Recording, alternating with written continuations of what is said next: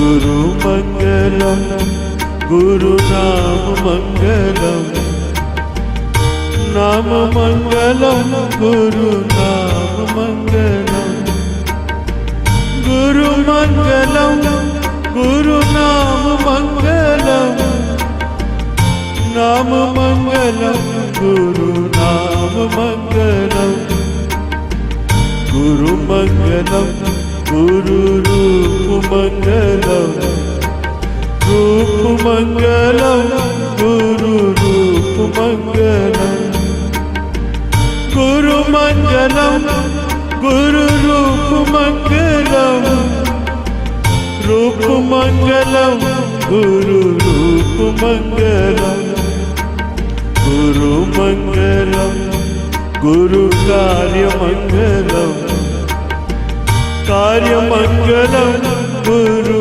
कार्य मंगलम, गुरु मंगलम गुरु कार्य मंगलम, कार्य मंगलम गुरु कार्य मंगलम, गुरु मंगलम गुरु धाम मंगलम, धाम मंगलम गुरु धाम मंगलम, गुरु मंगलम गुरु धाम मंगलम, धाम मंगलम गुरु धाम मंगलम, गुरु मंगलम गुरु नाम मंगलम, नाम मंगलम गुरु नाम मंगलम, मंगलम मंगलम मंगलम मंगलम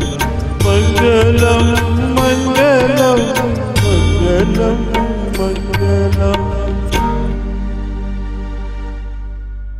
श्री सद्गुरु देव की जय।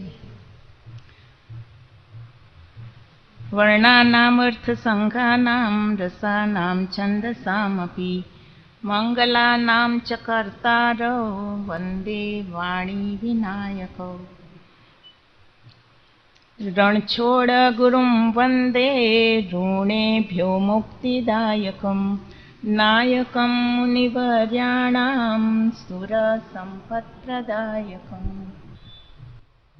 आदरणीय श्री रामभाईजी तथा गुरुदेवना प्यारा सौ भक्तजनों, तमने सौने मारा प्रणाम।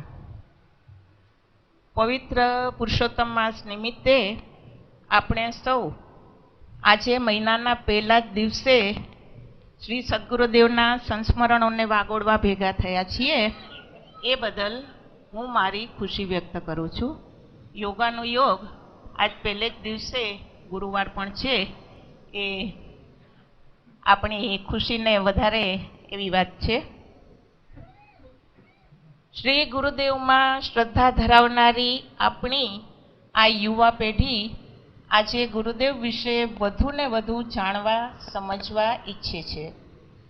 સૌની ઉત્સુકતા સંતોષવા માટે થઈને શ્રી રામભાઈ જયાબેનના નેજા હેઠળ ચિરંજીવી લાલુભાઈ અને આશા દરેક પુરુષોત્તમ માસમાં આ સત્સંગ સત્રનું આયોજન કરે છે ને પૂરી જિજ્ઞાસા ને આસ્થાથી શ્રી ગુરુદેવના સંસ્મરણોને સૌ સાંભળે છે।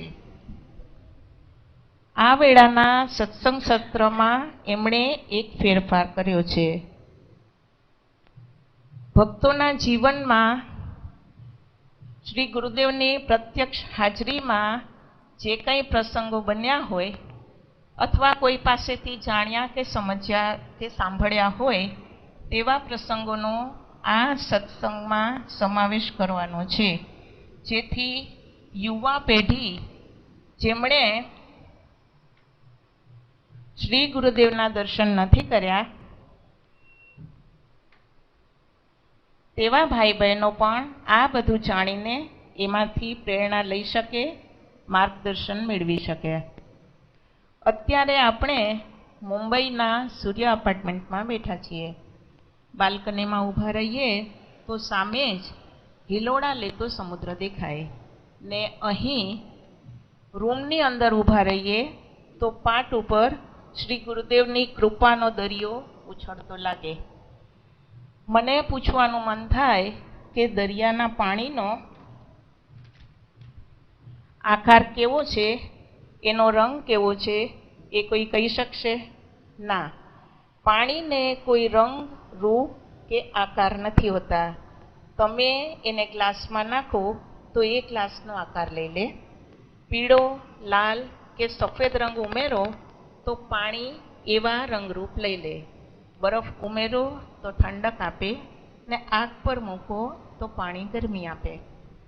બરાબર આ રીતે જ ધર્મગ્રંથોના મત અનુસાર ભગવાન નિર્ગુણ નિરાકાર બ્રહ્મ તત્વ રૂપે સચરાચર વિશ્વમાં વ્યાપ્ત છે. પરંતુ આપણને ભક્તિ માર્ગના સાધકોને આવી બધી ઊંચી ઊંચી વાતોમાં બહુ સમજ ન પડે. આપણને તો એવા શ્રીહરિ જોઈએ જે આપણી સાથે વાત કરે, આપણી વ્યથા સાંભળીને એને દૂર કરે, આપણને દર્શન આપે, આપણને આનંદ કરાવે. ધર્મશાસ્ત્રો કહે છે કે ગુરુ વિના જ્ઞાન નહીં. દુઃખી અને સંસારની માયાજાળમાં અટવાયેલો માનવ આમાંથી છૂટવા ને અધ્યાત્મ માર્ગે વળવા સારું થાય ને શ્રી ગુરુને શરણે જાય છે.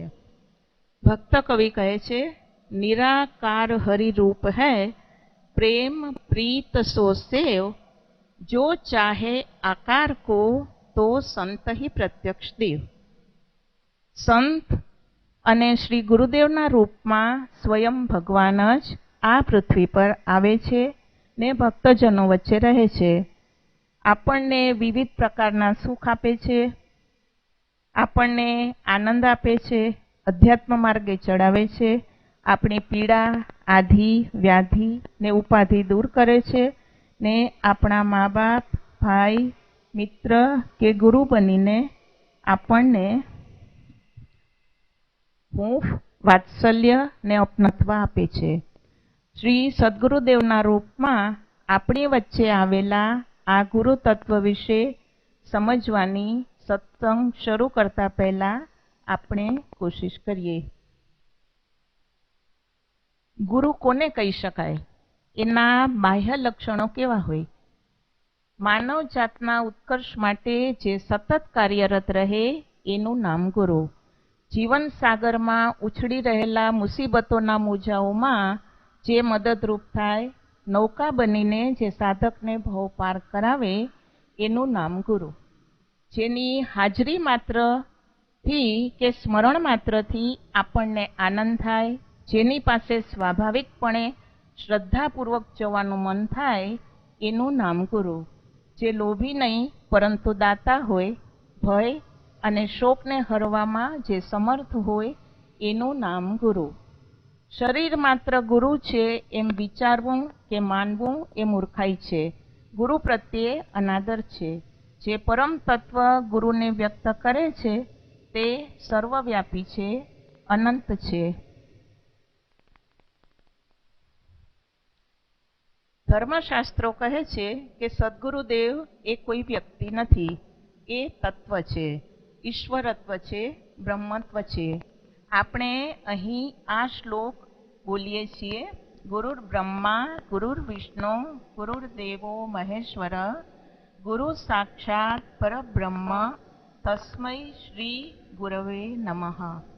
બ્રહ્મ શબ્દ બૃહદ ધાતુ પરથી બન્યો છે.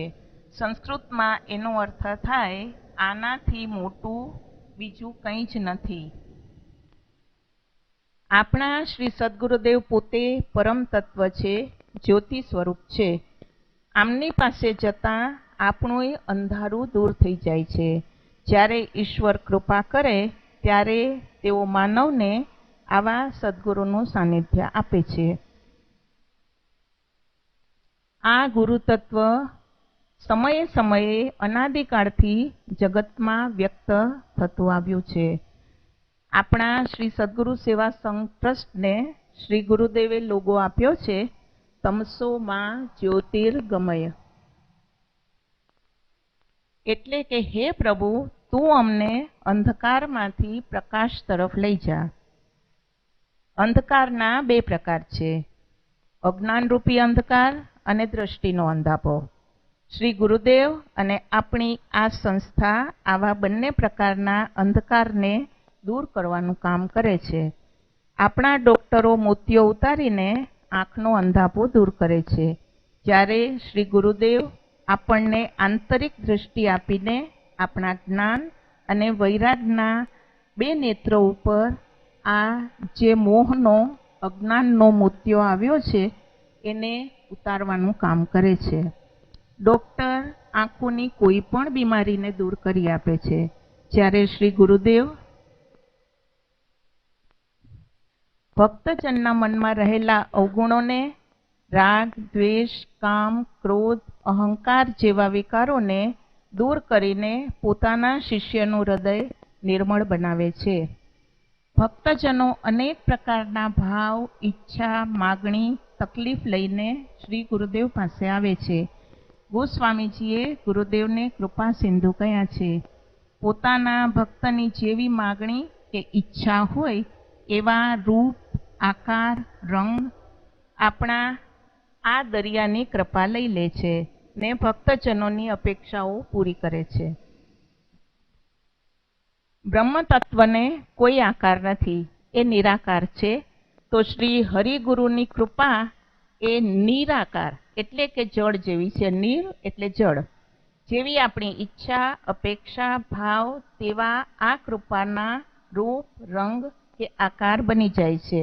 તેથી આપણી મનોકામનાઓ શ્રી ગુરુદેવના શરણે જવાથી પૂરી થાય છે. આટલી પૂર્વ ભૂમિકા અને મહાત્મ્યની ચર્ચા પછી હવે લાલુભાઈની ઈચ્છા અનુસાર ફક્ત આજનો દિવસ જે ભાઈ કે બેન આવ્યા હોય એ લોકો અહીં આવી અને પોતાના જીવનમાં એમને જે અનુભૂતિ થઈ હોય એ આપણને સૌને સંભળાવે. લાલુભાઈની ઈચ્છા જે પ્રસંગને સાંભળવાની છે એનાથી આપણે શરૂઆત કરીએ. શરૂઆત એટલે પહેલેથી જ શરૂઆત કરીએ. મેં હમણાં જ જેમ કહ્યું તેમ દ્રષ્ટિનો અંધાપો દૂર કરવા માટે થઈને ગુરુદેવે 1950માં પહેલો નેત્રયજ્ઞ જે ચિત્રકૂટમાં કરેલો એની આખી જ શૃંખલા હારમાળા ત્યાર પછી ઊભી થઈ ગઈ હતી.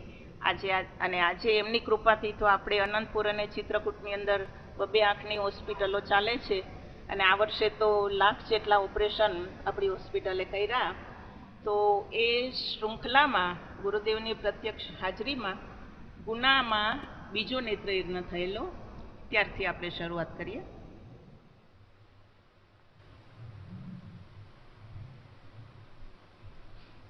આઠમી ફેબ્રુઆરી 1963માં મધ્યપ્રદેશના ગુના નામક ગામમાં 11મો નેત્રયજ્ઞ થયો. ગુનામાં એ વર્ષે નવી જેલ બંધાયેલી. એ જેલમાં ઓરડીઓ, વિશાળ કમ્પાઉન્ડ, રસોઈઘર વગેરેની સુવિધા હોવાથી ગુનાના કાર્યકરોની વિનંતીથી કેમ્પ એમાં રાખવામાં આવેલો. બહાર ગામથી જે ભક્ત નેત્રયજ્ઞમાં સેવા આપવા આવે તેને ગુરુદેવ પ્રેમથી આવકારે. પછી હાસ્યમાં કહે, ભલે આए, જો ગુના में आए સો જેલ में જાય. ગામનું નામ ગુના અને બધાનો ઉતારો જેલમાં એટલે તેઓ આવું દ્વિઅર્થી વાક્ય ઉચ્ચારે. પછી સમજાવે કે દેખો गुना यानी अपराध, अहंता, ममता आदि वृत्तियों के वशीभूत होकर उनसे प्रेरित होकर जब तक हम शुभाशुभ कर्म करते रहेंगे उस कर्म में आसक्ति और फलाफल की आकांक्षा रखेंगे तब तक जेल में यानी इस जगत में आना ही पड़ेगा. अगर जेल से बचना चाहते हो तो निष्काम भाव से कर्म करो, फल की आकांक्षा छोड़ दो. यदि इसमें तुम पार उतरो तो फिर भगवत कृपा से जेलर बन जाओगे. जेलर अपनी ड्यूटी बचाने के लिए जेल में जाते हैं, गुनहगार की तरह अपने गुनाहों की सजा भोगने के लिए नहीं. इसलिए जेल के नियम जेलर साहब को लागू नहीं पड़ते. संत पुरुष जेलर की तरह होते हैं. वे भगवत आज्ञा से जगत में आते हैं और अपना कर्तव्य बजाते हैं, जबकि हम लोगों को कर्म फल को भोगने के लिए जगत रूपी जेल में आना पड़ता है.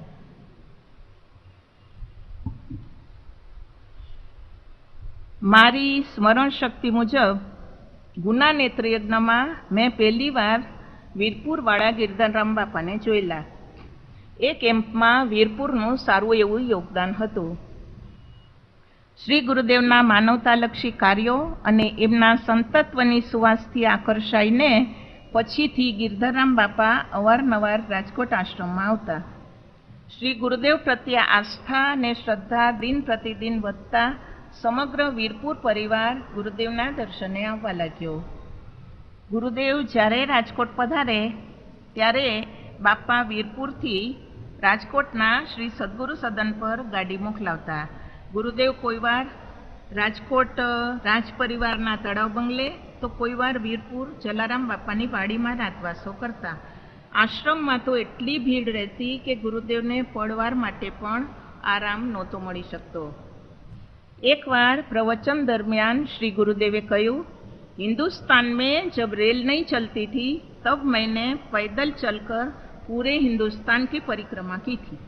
उस समय भारत की आबादी 3 करोड़ थी. बहुत वर्ष पहले एक बार मैं वीरपुर गया था. वीरपुर में जला बापा साधु संत का बड़ा आदर करते थे. दोपहर का वक्त था. साधुओं की पंगत लगी थी. बापा ने मुझसे भोजन ग्रहण करने के लिए कहा. मैंने नम्रता पूर्वक बताया, भगत जी मैं दूसरों के हाथ का बना भोजन नहीं पाता हूँ. इतना सुनते ही भगत जी ने अपनी झोली में से एक रोटी निकालकर मुझे दी और बोले, ये भगवान का प्रसाद है. मैंने रोटी को मस्तक से लगाया और संकोच पूर्वक कहा, भगत जी मैं घी नहीं खाता हूँ, लेकिन प्रसाद समझकर इसे जरूर लूंगा. तुरंत भगत जी ने झोली में हाथ डाला, उसमें से एक सूखी रोटी निकाली और मुझे दे दी. मैंने वह रोटी बहुत प्रेम से खाई थी.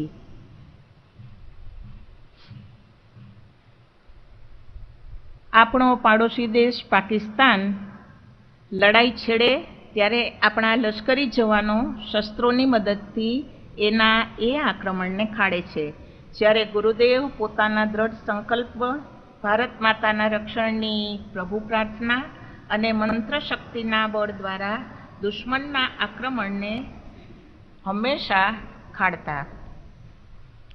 શ્રી ગુરુદેવમાં દેશદાજ ભારોભાર હતી. ભારત માતાનો અને રાષ્ટ્રધ્વજ તિરંગાનો હંમેશા તેઓ આદર કરતા. ત્રિકાળદર્શી ગુરુદેવને ખ્યાલ આવી ગયો કે ભવિષ્યમાં પાકિસ્તાન આપણી સાથે બાખડશે, એટલે એ આક્રમણને પોતાની આધ્યાત્મિક શક્તિ વડે ખાળવા, આપણા હિન્દુ મંદિરોની રક્ષા કરવા ને લોકોને જાનહાનિથી બચાવવા શ્રી ગુરુદેવે દિશાબંધનને નામે ઓળખાતી યોગની એક ક્રિયાનો પ્રારંભ કરવાનું વિચાર્યું. આપણા માનસજીના પાઠ અહીંયા પણ દર વર્ષે થાય છે. બધા જ માનસજીના અભ્યાસુ ભક્તો છે. એ લોકોએ માનસજીમાં વાંચ્યું હશે. માનસજીમાં આનું પ્રમાણ આપતા ગોસ્વામીજી લખે છે, કાકભૂષુંડીજીને આશીર્વાદ આપતા લોમર ઋષિએ કહ્યું એ પ્રસંગ છે કે જેઈ આશ્રમ તુમ બસહુ પુની સુમિરત શ્રી ભગવન વ્યાપહી તહન અવિદ્યા જોજન એક પર્યંત. એટલે લોમસજી કાકભૂષુંડીજીને કહે છે કે જે આશ્રમમાં તમે ભગવાનનું સ્મરણ કરતા કરતા રહેશો, એ આશ્રમની આજુબાજુ એક યોજનના વિસ્તારમાં અવિદ્યા પ્રવેશી નહીં શકે. આ આશીર્વાદ એટલા માટે આનો મેં ઉલ્લેખ કર્યો કે આજે દિશાબંધનની જે ગુરુદેવ ક્રિયા કરતા હંમેશા, એનો પણ આવો જ પ્રભાવ રહેતો. મને ગુરુદેવે સમજાવ્યું કે દિશાબંધનને નામે ઓળખાતી યોગની આ ક્રિયા કરવાથી ઓછામાં ઓછા આસપાસના 150 માઇલના ઘેરાવામાં એની ધારી અસર થાય ને ઈચ્છિત પરિણામ મળે. એટલા વિસ્તારને દુશ્મન દેશ કોઈ નુકસાન ન પહોંચાડી શકે. આવા ઉમદા હેતુસર ગુરુદેવ નેપાળ, દ્વારકા, જગન્નાથપુરી, બદ્રી કેદાર, ગંગોત્રી, યમનોત્રી આદિ યાત્રાધામોમાં ગયા. ભારતીય સરહદોની પરિક્રમા પણ કરી. એ સ્થાનો પર ભારત દેશને અનુકૂળ બને તેવા પરમાણુ ઊભા કરવા માટે ત્યાંની બોર્ડરો ઉપર પણ ગયા. ને ત્યાં આ દિશાબંધનને નામે ઓળખાતી ક્રિયા એમણે કરી. જે જે સ્થળે તેઓ પધાર્યા એ યાત્રાધામોને કે આપણી એ બોર્ડરોને કે આપણા લશ્કરી થાણાઓને કોઈ પણ જાતની હાનિ થઈ નથી. શ્રી ગુરુદેવની કૃપાને કારણે મને લગભગ દરેક યાત્રામાં એમની સાથે જવાનો અને એમના સાનિધ્યનો લાભ મળેલો. આ ક્રિયાને નજરે જોવાનું સદભાગ્ય મને કચ્છમાં મળ્યું. હું એ પ્રસંગ વિગતે કહું. સાલ મને ચોક્કસપણે યાદ નથી, કદાચ 1963નું એ વર્ષ હતું. ઘેર ગુરુદેવનો તાર આવ્યો. બીજે દિવસે મારે અમદાવાદના વેઇટિંગ રૂમમાં પહોંચવાનો એમાં સંદેશો હતો. રાતની ટ્રેનમાં અમે નીકળ્યા. બાપુજી મારી સાથે આવેલા. સ્ટેશન પર મેં એકલા ગુરુદેવને ઊભેલા જોયા. એમણે પોતાની સેવામાં રહેતી હરિજીપને કનૈયાને અને ડ્રાઈવરને આનંદપુર મોકલાવી દીધા હતા. બાપુજી વળતી ટ્રેનમાં મુંબઈ ગયા ને જરૂરી સામાન સાથે રાખીને અમદાવાદથી ટ્રેન દ્વારા હું ગુરુદેવ સાથે ભુજ ગઈ. ભુજની ધર્મશાળામાં રાતવાસો કરી બીજે દિવસે બસમાં અમે નારાયણ સરોવર પહોંચ્યા. હિન્દુસ્તાનની હદ ત્યાં પૂરી થાય છે. સરોવરને સામે છેડે પાકિસ્તાનની બોર્ડર છે. સરોવર પાસેની ધર્મશાળામાં અમે મુકામ કર્યો. સાંજ પડી ગયેલી. ડિસેમ્બર મહિનાની હાડ થીજાવી દે એવી ઠંડી શરૂ થઈ ગઈ હતી. ગુરુદેવની સૂચના મુજબ સ્નાન કરીને ગુરુદેવ માટે મેં ઓસરીમાં આસન બિછાવ્યું ને પાસે શાલ મૂકી. પછી ધર્મશાળાના મેનેજર પાસે જઈને હું તગારું લઈ આવી ને રૂમમાં આવી સગડી પેટાવી. કોલસા સળગ્યા એટલે એને તગારામાં ઠાલવીને સગડીમાં બીજા કોલસા મૂક્યા. પછી એ તગારું ઓસરીમાં ગુરુદેવના આસન પાસે મૂકી આવી, જેથી ઠંડીમાં થોડોક ગરમાવો રહે. સ્નાન કરીને ગુરુદેવ એ આસન પર બિરાજ્યા. મને કહ્યું, મુझे બુલાના નહીં. એ ખુલ્લી ઓસરીમાં રાતભર પદ્માસનમાં બેસી રહીને ગુરુદેવ પોતાની ક્રિયા કરતા રહ્યા. તગારાની આગ ઉલવાઈ ન જાય એટલા માટે થઈને વચ્ચે વચ્ચે ઓસરીમાં જઈને હું ચૂપચાપ એમાં કોલસા મૂકતી રહી. બહાર ઓસરીમાં જતી ત્યારે હું શ્રીમુખ જોતી. એમની આંખો ઝડપભેર ચારે બાજુ ફરતી હતી. હોઠ ખખડતા હતા. ચહેરા પર અનોખી આભા. તેઓ પોતાનામાં એટલા તન્મય હતા કે હું ક્યારે આવી ક્યારે ગઈ એ તરફ એમનું કંઈ જ ધ્યાન નહોતું. હું ફાનસના અજવાળે આખી રાત ધર્મશાળાની રૂમમાં બેસી રહી. સવારના 4 વાગ્યા સુધી એમની એ ક્રિયા ચાલી. તે રાતનું શ્રી ગુરુદેવનું એ અલૌકિક સ્વરૂપ આજે મારી આંખોમાં અકબંધ છે. ક્રિયા પૂરી થતાં તેઓ શાંતિપૂર્વક ઉઠ્યા. સ્નાનાદિથી પરવારી દલિયાની ખીચડી જમ્યા. પછી મને કહે, सामान को बाहर रख दो और मैनेजर से एक बुहारी लाकर कमरा साफ कर दो. એ દિવસ પછી આટલા વર્ષોમાં ક્યારે પણ કોઈ પણ રૂમ હું છોડું ત્યારે મને નારાયણ સરોવરનો એ રૂમ ને ગુરુદેવના એ શબ્દો યાદ આવી જાય છે ને રૂમ ચોખ્ખો કર્યા પછી જ હું રૂમની બહાર પગ મૂકી શકું છું. ક્રિયા પૂરી થતાં મેં કહી દીધું. મેં બીજે દિવસે સવારે ધર્મશાળાના કૂવા પર ગુરુદેવના 4 જોડી વસ્ત્રો ધોઈને બહાર સુકવવા નાખ્યા.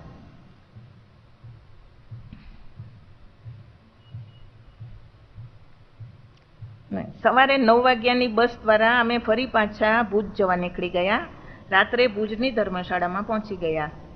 મેં બીજે દિવસે સવારે ધર્મશાળાના કૂવા પર ગુરુદેવના 4 જોડી વસ્ત્રો ધોઈને બહાર સુકવવા નાખ્યા. પછી રસોઈ કરવા બેઠી તો મારા હાથમાંથી ચાકુ માગીને પોતે શાક સમારવા લઈ લીધું. મને કહે કે તું આટા ભીજા લે તો જલ્દી હો જાયગા. ગુરુદેવને જમાડીને હું વાસણ માંજવા કૂવા પર ગઈ. પાછા ફર્યા બાદ મેં શું જોયું? વરસાદમાં સુકાતા પોતાના કપડાં ઉતારી એની વ્યવસ્થિતપણે ઘડી કરીને શ્રી ગુરુદેવે થેલા પર મૂકી દીધેલી.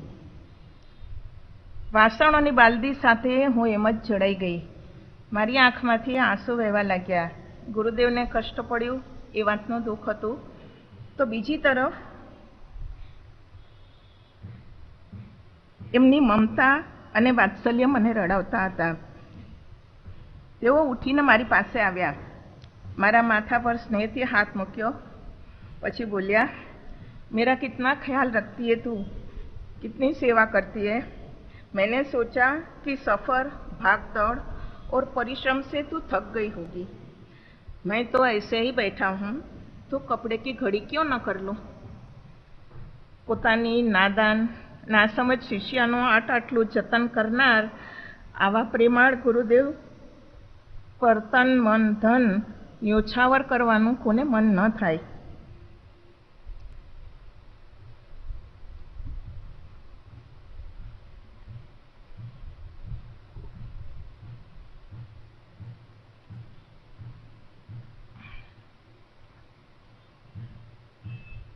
અહીં ભરતભાઈ અને લતાબેન આવી ગયા છે.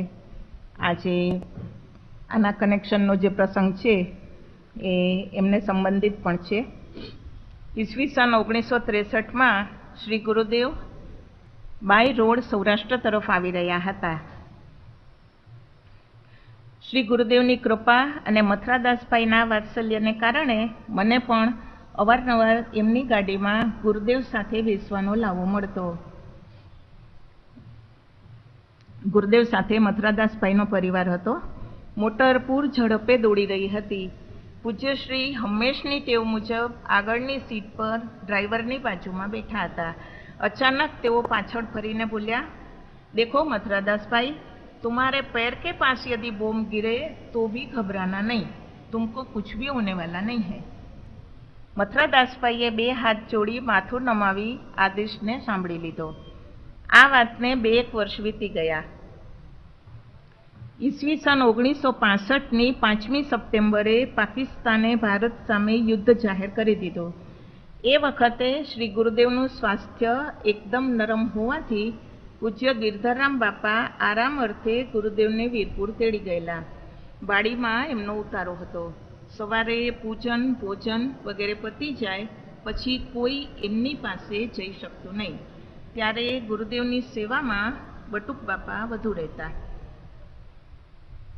લડાઈ જાહેર થયાના કદાચ બીજા જ દિવસે, મને દિવસ બહુ યાદ નથી, બીજા દિવસે સાંજે પાકિસ્તાનના લડાયક વિમાને જામનગરને નિશાન બનાવીને બોમ્બ ફેંક્યા. શ્રી ગુરુદેવે કરેલા દિશાબંધનને પ્રતાપે બોમ્બ જામનગર એરપોર્ટના રસ્તા પર પડ્યા, પરંતુ ફૂટ્યા વિનાના પડ્યા રહ્યા. મેં રેડિયો અને પેપર દ્વારા આ સમાચાર જાણ્યા. જામનગર આખું ખળભળી ઉઠ્યું. લોકો અત્યંત ગભરાઈ ગયા. સાધન સંપન્ન માણસો રાતોરાત બાલ બચ્ચા જોડે પોતાની ગાડીમાં રાજકોટ, ભાવનગર, સુરેન્દ્રનગર તરફ ભાગી છૂટ્યા. સામાન્ય સંજોગોમાં જામનગરથી રાજકોટનું ટેક્સી ભાડું એ વખતે જે ₹50 હતું એ 500નો આંક વટાવી ગયું. આટલા રૂપિયા ખર્ચવાની તૈયારી હોવા છતાં કોઈને ટેક્સી મળતી નહોતી. લોકો ઊંટગાડી, બેલગાડી, હાથગાડી વગેરેમાં જરૂરી સામાન ભરીને જામનગરની બહાર નીકળી ગયા. બીજા દિવસની બપોર સુધીમાં તો અડધું જામનગર ખાલી થઈ ગયું. બોમ્બ પડતા જામનગર રહેતા મથુરાદાસભાઈને શ્રી ગુરુદેવની ભવિષ્યવાણીનું તીવ્રતાપૂર્વક સ્મરણ થયું. એમણે વાલીમાં અને ભરતભાઈ જોડે આ અંગે ચર્ચા કરી. ભરતભાઈ મથુરાદાસભાઈના દીકરા થાય, તમે લોકો જાણો છો. ભરતભાઈ તરત શ્રદ્ધાપૂર્વક બોલી ઉઠ્યા, ગુરુદેવે 2 વર્ષ પહેલાં જ ગભરાવાની ના પાડી દીધી છે. એ વાતમાં તમને કેમ શંકા જાગે છે? આપણે ક્યાંય નથી જવું. પણ મથુરાદાસભાઈનો ડર ન ગયો. આ તરફ વીરપુરમાં શ્રી જયસુખરામ બાપાને બોલાવીને ગુરુદેવે કહ્યું, जामनगर फोन करके मथुरादास भाई को खबर कर दो कि 2 वर्ष पहले मैंने जो बात कही थी उसको बराबर याद रखना और घबराना नहीं. पहला टेलीफोन 2-4 कलाके માંડ લાગતો એ તમે સૌ જાણો છો. મોબાઈલ તો કોઈને સપનામાં નહોતા આવતા, પરંતુ ફોન દ્વારા સંદેશો મળે એ પહેલાં પોતાની બંને ગાડી લઈને શંકા કુશંકામાં અટવાયેલા મથુરાદાસભાઈ સહકુટુંબ વીરપુર આવવા નીકળી ચૂક્યા હતા. એમને જોઈને ગુરુદેવે ટકોર કરી, ક્यों વિશ્વાસ નહીં રહા? મથુરાદાસભાઈએ લોચા વાળવા માંડ્યા. પોતે બોલ્યા, इसी का नाम अविश्वास है. अब आए हो तो 10-12 दिन तक यहीं रुक जाओ, क्योंकि संशयात्मा विनश्यति. વીરપુરમાં એ રાત્રે બટુક બાપા શ્રી ગુરુદેવની ચરણ સેવા કરી રહ્યા હતા. આ વાત મને બટુક બાપાએ પોતે કરી છે. પોતે બોલ્યા, બસ હો ગયા બટુક, અબ જાકર વિશ્રામ કરો. આજ્ઞા માથે ચડાવી બટુક બાપા રૂમની બહાર નીકળી ગયા ને પરસાળમાં જાગતા બેઠા. અચાનક એમણે રૂમમાંથી ગુરુદેવના હસવાનો અવાજ સાંભળ્યો. તાળી પાડતા તેઓ બોલતા હતા, બચ ગયા દ્વારકા બચ ગયા. બટુક બાપાથી રહેવાયું નહીં. તેઓ રૂમમાં ગયા ને ગુરુદેવને આમ કરવાનું કારણ પૂછ્યું. ગુરુદેવે ચૂપચાપ પોતાની બંડી ઊંચી કરી બતાવી. વાંસામાં 4 જગ્યાએ મોટા મોટા ચાંભા ઉઠી આવ્યા હતા. બીજે દિવસે વીરપુરમાં સૌએ સમાચાર પત્રોમાં વાંચ્યું કે ગઈકાલે રાત્રે દ્વારકા પર બોમ્બાર્ડમેન્ટ કરવામાં આવેલું, પરંતુ એ બોમ્બ દ્વારકાના દરિયામાં પડ્યા હતા. બટુક બાપાએ ગુરુદેવની પીઠ પર ઉઠી આવેલા ચાંભાની તરત પરિવારને વાત કરી. સૌ સમજી ગયા કે શ્રી ગુરુદેવે એક ઘા પોતા પર ઝીલી લઈને દ્વારકાને બચાવી લીધું હતું. હવે વીરપુરમાં આરામથી રહી શકાય તેમ નહોતું, એટલે અસ્વસ્થ તબિયત છતાં પોતે દેશ હિતાર્થે પઠાણકોટ જવાની તૈયારી કરી. શ્રી ગિરધરરામ બાપા, શ્રી જયસુખરામ બાપા સહિત પૂરા પરિવારને બોલાવીને ગુરુદેવે કહ્યું, લડાઈ બड़ी विषम है, ऐसी परिस्थिति में यहाँ बैठे रहना ठीक नहीं. भगवान कृपा करे तो ही भारत बच सकेगा. यदि भगवान ने चाहा तो 19 सितंबर तक सब शांत हो जाएगा.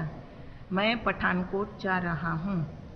श्री गुरुदेव ने जन्मभूमि भारत માટે અત્યંત પ્રેમ હતો. તેઓ અવારનવાર કહેતા કે तीसरा विश्व युद्ध तो निश्चित रूप से होगा, लेकिन भारत युद्ध भूमि न बने ऐसी मेरी हार्दिक इच्छा है. विश्व युद्धની શરૂઆત ભારતથી ન થાય એવી તેઓ હંમેશા પ્રાર્થના કરતા. શ્રી ગુરુદેવ વીરપુરથી સાવ એકલા જમ્મુ કાશ્મીર તરફ નીકળી ગયા. લડાઈ દરમિયાન પંજાબમાં આવેલા અંબાલા ગામની હોસ્પિટલના સંકુલમાં બોમ્બ પડ્યા. 1 તારીખે અંબાલાથી પોસ્ટ કરેલો શ્રી ગુરુદેવનો મારા પર પત્ર આવ્યો. એમાં લખ્યું હતું, લડાઈ બड़ी विषम है, मैंने अपनी आंखों से सब देखा है. तुम लोग अभी बम्बई छोड़कर कहीं जाना नहीं. मेरे तार की या प्रेरणा की प्रतीक्षा करना. जे गामમાં બોમ્બ પડ્યા હોય ત્યાં જ ગુરુદેવ હોય તો આપણો જીવ કેવો તરફડે. પણ રાહ જોયા સિવાય બીજો કોઈ વિકલ્પ નહોતો. મુંબઈના લોકો પણ શહેર છોડીને ભાગી રહ્યા હતા. પૂરા શહેરમાં બ્લેકઆઉટ હતો. કોઈના કાનેથી રેડિયો ખસતો નહોતો. શ્રી ગુરુદેવે કરેલી આગાહી મુજબ બરાબર 19મી સપ્ટેમ્બરે યુદ્ધ વિરામ જાહેર થઈ ગયો. એ પછી ગુરુદેવે તાર કરીને મને અને પાર્વતીબેનને આનંદપુર બોલાવ્યા. ત્યાં એક દિવસ બપોરે લડાઈની વાત નીકળી. મેં એમને મુંબઈની પરિસ્થિતિ જણાવી. પોતે કહ્યું, वीरपुर से निकलकर मैं सीधा बॉर्डर पर गया. वहाँ पर सुरक्षा कर्मियों ने मुझे रोका. मैं हिंदू साधु हूँ, इस बात का भरोसा करने के लिए उन्होंने मेरे पास गीता जी के अध्यायों का पाठ करवाया. मेरा झोला चेक किया, बाद में मुझे जाने दिया. शक्य था वहाँ तक मैं गया. મેં પહેલાં પણ કહ્યું છે તેમ આસપાસના 150 માઇલના એરિયામાં શ્રી ગુરુદેવે જેવો સંકલ્પ કે ઈચ્છા કર્યા હોય તેવી ક્રિયા એમની આ દિશાબંધન નામની યોગ ક્રિયા દ્વારા થતી. આગળ બોલતા એમણે કહ્યું, युद्ध मैंने अपनी आंखों से देखा. एक ओर अपने जवांबद सैनिक थे और दूर सुदूर दूसरी ओर पाकिस्तानी सैन्य था. उनकी तरफ से करीब 100 अमेरिकन पेटन टैंकों को मैंने दनदनाते हुए हमारे सैन्य की ओर आते देखा. घमासान युद्ध का नज़ारा था. यहाँ पर हमारी बटालियन के जो हेड थे उन्होंने एक क्षण की भी देर किए बिना हुक्म दिया, 100 जवान मरने के लिए तैयार हो जाओ। 100 बहादुर जवान तुरंत एक लाइन में खड़े हो गए। अब उनके साहब ने दूसरा हुक्म दिया, सब लोग अपनी छाती पर जलद बारूद को बांध लो और ये जो पाकिस्तानी टैंक हमारी ओर आ रही है उनकी ओर आगे निकल जाओ। हमारे नौजवान मातृभूमि की रक्षा के लिए तत्पर थे। इसी मुराद से सब सैन्य में भर्ती हुए थे। सभी समझ गए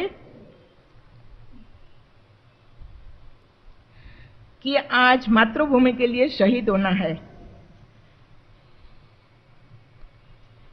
जय हिंद, जय हनुमान कहकर सभी अटेंशन में खड़े हो गए। सेना नायक के हुक्म के मुताबिक सब के सब पेटन टैंकों की दिशा में आगे निकल गए।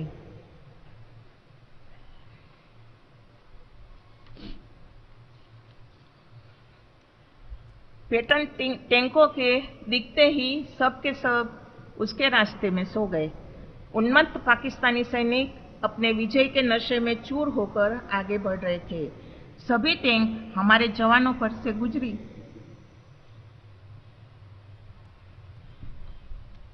एक भयानक विस्फोट हुआ।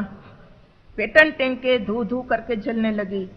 टैंकों से आग की लपटें निकलने लगी।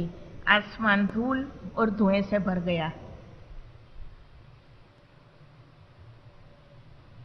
पाकिस्तानी सैनिक कुछ समझे, सोचे, विचारे उसके पहले ही सब खत्म हो गया। આનંદપુરમાં આ વાત કર્યા પછી गुरुदेवे मने पूछ्यो, अच्छा ये बता कि उस सेना नायक की बुद्धि में ऐसी प्रेरणा किसने दी कि तुम ऐसा करो? मैं तरत जवाब आप्यो, आपे, એટલા માટે તો આપ એ બાજુ ગયેલા। ત્યારે બે હાથ જોડી આંખમાં આંસુ સાથે સદગુરુદેવે કહ્યું, नहीं नहीं, भगवान राम ने। उर प्रेरक रघुवंश विभूषण तो वे ही है, वे ही सबके हृदय में प्रेरणा देते हैं। श्री गुरुदेव ने भविष्यवाणी मुजब ए लड़ाईनो बराबर 19મી સપ્ટેમ્બરે જ યુદ્ધ વિરામ થયો। શ્રી ગુરુદેવે નજરે જોયેલી અથવા ધ્યાનસ્થ અવસ્થામાં નજરો નજર નિહાળેલી એ ઘટનાની નોંધ એ વખતના પેપરોમાં પણ પ્રસિદ્ધ થઈ હતી। હું જો નામ ન ભૂલતી હોઉં તો એક ખેમકરણ જેવું કોઈ સ્થાન હતું જ્યાં આપણા બહાદુર ભારતીય જવાનોએ અનેકાનેક પાકિસ્તાની ટેન્કોને રોકી પાડીને એનો ખુરદો બોલાવી દીધેલો।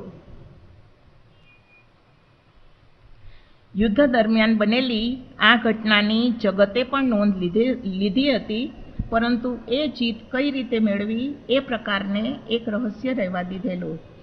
ભારત માતાના તમામ શહીદ જવાનોને અને બોર્ડરો પર તૈનાત આપણા બહાદુર સૈનિકોને જેઓ ત્યાં છે તો આપણે અહીં સલામત છીએ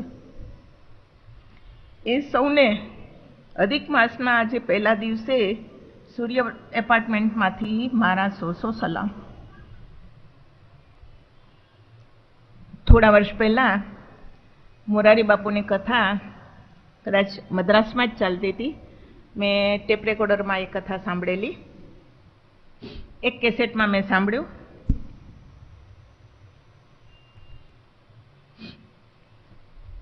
કથા દરમિયાન એમણે કહ્યું, આજે મને કોઈએ પ્રશ્ન પૂછ્યો છે કે દુષ્કાળ, પૂર, વાવાઝોડું, ધરતીકંપ આવી બધી હોનારત તો પ્રકૃતિના પ્રકોપને કારણે થાય છે, પરંતુ અમેરિકામાં આવેલા વર્લ્ડ ટ્રેડ સેન્ટરને તો માનવ સર્જિત ઉપાધિ અને વિડંબણાએ ફૂંકી માર્યો। હજારો માણસો એમાં જીવતા પડતું થઈ ગયા। આવું શા માટે થાય છે? આના જવાબમાં મોરારી બાપુએ કહ્યું, મને લાગે છે કે હવે સાધુઓનું ભજન ઓછું થઈ ગયું છે, એટલે દુનિયાભરમાં આવા આતંકવાદને અને ત્રાસવાદને ઉત્તેજન મળે તેવા વિચારો ફેલાય છે। મોરારી બાપુએ આગળ કહ્યું, એકવાર સંત શ્રી રણછોડદાસજી મહારાજ વીરપુરમાં બિરાજતા હતા। એક દિવસ એમણે ગિરધરરામ બાપા, જયસુખરામ બાપા વગેરેને બોલાવીને કહ્યું કે મુझे સોમનાથ जाना है, તરત ગાડીની વ્યવસ્થા થઈ ગઈ. બટુક બાપા અને બીજા 2 ભક્તો એમની સાથે ગયા. સોમનાથ મંદિર પાસે ગાડી અને ભક્તોને મૂકીને સંત શ્રી દરિયા કિનારે ખૂબ આગળ નીકળી ગયા. કલાકો પછી તેઓ પાછા ફર્યા, મંદિરમાં શિવજીના દર્શન કર્યા ને ભક્તોને કહ્યું, ચલો. બાપુ બોલ્યા, ભારતના આ સંત પુરુષની પ્રાર્થના અને ભજનને કારણે આપણા દ્વારકા, સોમનાથ અને બીજા અનેક તીર્થસ્થાનો અને મંદિરો બચી ગયા છે. વિધર્મીઓ એને કોઈ નુકસાન નથી પહોંચાડી શક્યા. ભજન શું ન કરી શકે? આ કથા સાંભળતા મને ખૂબ આનંદ થયો. સોમનાથની એ ઘટના મારા માનસપટ ઉપર તાજી થઈ ગઈ, કેમ કે એ વખતે હું પણ વીરપુરમાં હતી ને શ્રી ગુરુદેવ સાથે સોમનાથ જવાનું સદભાગ્ય મને પણ મળ્યું હતું. મંદિરના પગથિયા ઉપર ઊભા રહીને અમે સમુદ્ર કિનારે ચાલતા ગુરુદેવને એકી ટસે જોતા હતા. પછી લાગ્યું શ્રી ગુરુદેવ એકાએક જાણે હવામાં ઓગળી ગયા ને દેખાતા બંધ થઈ ગયા. અમે શિવ મંદિરમાં બેસીને એમની રાહ જોયેલી. કલાકો બાદ તેઓ મંદિરમાં પધાર્યા પછી અમે વીરપુર પાછા વળ્યા હતા.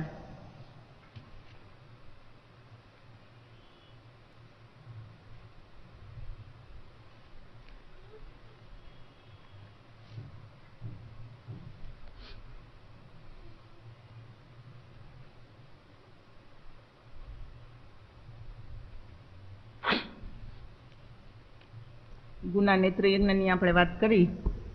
એ ગુનામાં બનેલો મારા જીવનની એક ઘટના યાદ આવે છે, એ કહું.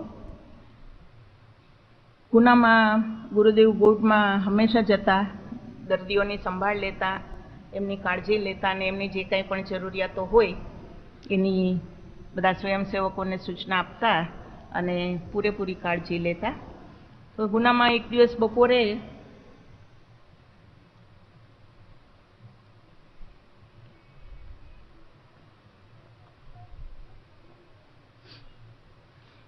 ગુરુદેવ વોર્ડમાં રાઉન્ડ મારવા નીકળેલા, સાથે હું પણ હતી.